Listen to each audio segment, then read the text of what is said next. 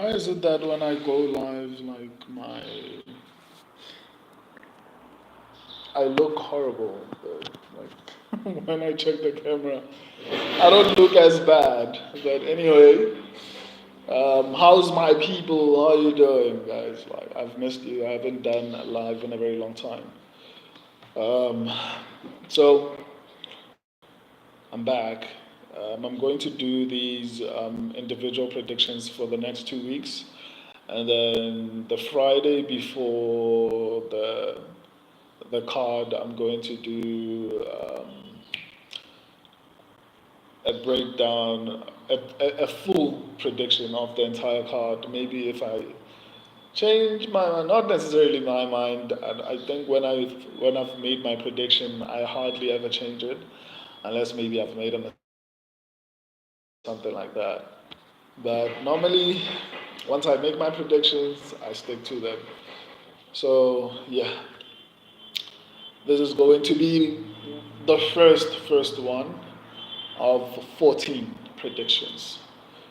Let's get started. I'm going to be breaking down the fight live with you guys. I'm looking over the information right now. Um, how old is he? Okay, so I'm going to start with Kevin Alessandro Costa versus Kevin Borges. Let me see who I'm leaning towards. On one hand, Alessandro Costa doesn't get hit a lot. He has good striking defense. But on the other hand, he doesn't throw a lot of offense. He doesn't throw a lot of strikes, whether it's kicks or what is the live about? The live is a prediction, my prediction for UFC 301. The first fight, actually. The first fight on UFC 301. That's what the live's about. Um, so, yeah, the prediction, as I was saying, Kevin Borges gets hit a lot. He doesn't have good striking defense, but on the other, doesn't land a lot of the time. But he throws a lot, but I don't like the fact that he gets hit a lot. He has basically no ground game, based on what I can tell. It exists, but I don't feel like he's very dangerous, or if he takes the fight to the ground often. Maybe I haven't seen him fight enough. Obviously, every MMA fighter has to have some level of the ground game, but Borges does not have any submissions. Borges hardly ever shoots takedowns. So yeah, that's basically what I'm basing my opinion on. And he gets hit a lot. I don't like fighters who get hit a lot, which is basically Borges. He actually gets hit more than he lands. He doesn't necessarily have that much power. I guess that's something that maybe is going to be influenced by the fact that he hasn't been performing a lot in the UFC, or rather, he hasn't had many fights in the UFC, but he has like 8 knockouts. So, I mean, clearly he has power, but I mean, it's 8 knockouts out of how many? Um, let me check. Let me check his record. Okay, he has this like he's 9-2-0, so he has 9 wins. He has 2 losses. So which means he finished 8 of his last 9 wins, right? So, but back to my prediction, or rather my breakdown. Costa gets hit a lot. He doesn't. He throws a lot as well. Whereas I mean, the Borges gets hit a lot and he throws a lot. Costa doesn't throw that much, but he doesn't get hit a lot as well. He has some level of ground game because he normally takes the fight to the ground. I feel he has a bit of power on the feet.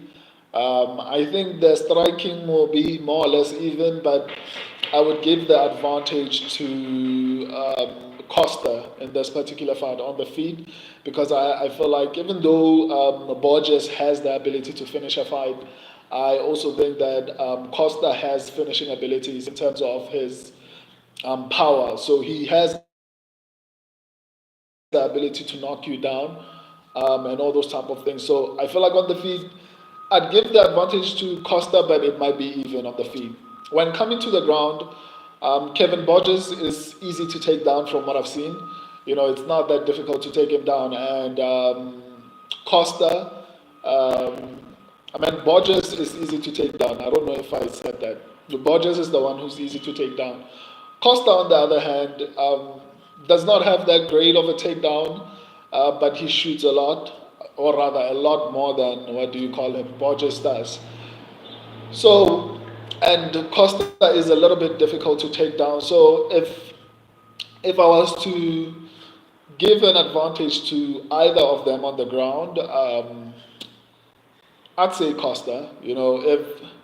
If there comes a point whereby scrambles have to happen, I think Costa would probably have some type of an advantage there because I think he's good both offensively and defensively. I think good is a strong word, not good, but between the both of them, I think Costa is a little bit better between the two of them. So on the feet, it might be even. On the ground, I'd give a slight edge to Costa. Um, Let me see. Both of them, I think, are coming off of wins. Off of losses. I think Borges lost to Joshua Van, and Costa lost to Steve Erceg. That's not a bad loss. So he's fought, I think, decent people. I think he's fought decent people. Even though Steve Erceg is like ranked number 10, I still feel like Erceg is good, and I still have to break down the main event, right? But I feel like Steve Erceg has a shot because of his knockout power. I think he's very good, offensively and defensively. But I'll break that fight down when I get to it. But losing to Steve Erceg is not necessarily a bad loss, especially when you consider the fact that it was a decision loss. It wasn't even a knockout. You know, so it speaks to how good Costa is. If you can go to a decision with currently the 10th best fighter in the flyweight division, right? Am I correct? Yes, it's the flyweight division. So if you can go 3 rounds with the currently ranked 10th flyweight division, it must mean you're good to some extent. So my official pick is going to be Alessandro Costa. Obviously, my picks will come out on my shorts section maybe next week, Saturday. But right now, based on what I've seen so far, I think my official pick is going to be Alessandro Costa. You'll see my subscribers' picks and all those type of things when I do like the whole pay-per-view as a whole. I predict the whole entire card because for now I just want to do these individual fights. I think I enjoy doing them like that.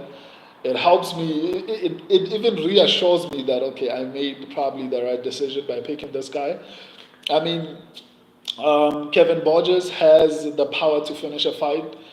He's finished 8 of his 9 wins, so he can knock Costa out, especially because Costa is more of a submission threat and not necessarily a knockout artist. Even though he has power, but like he has 6 submission wins and like 3 knockouts. So it clearly shows that he favors. My official pick is to be Alessandro Costa. I'm going to be doing these every single day, maybe twice, 2. If I feel like doing another one, I might do Ismail Bonfim versus Ving Pichel. I'm going to do all 14 fights throughout until next week, and then I'll do the official final prediction, and then I'll also do like upsets, possible upsets. If you want to see, I actually called a lot of upsets from last week.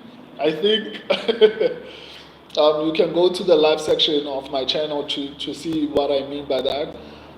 So yeah, if you're not subscribed, subscribe. See you on the next.